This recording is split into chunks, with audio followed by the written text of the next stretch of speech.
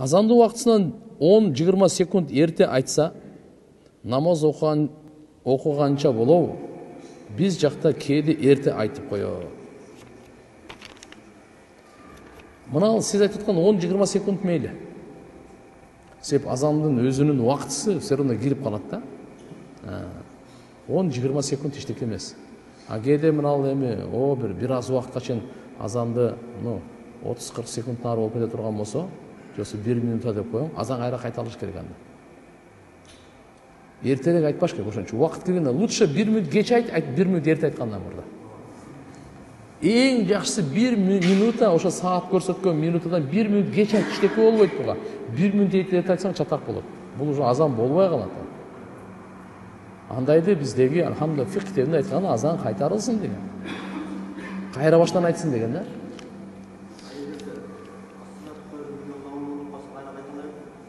Жок, кайталабай.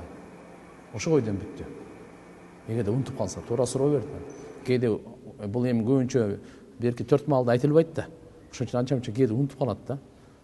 Бул Билал разыяллаху анху айтканда пайгамбарыбызга жаккан намазга азанга кошпой деген да.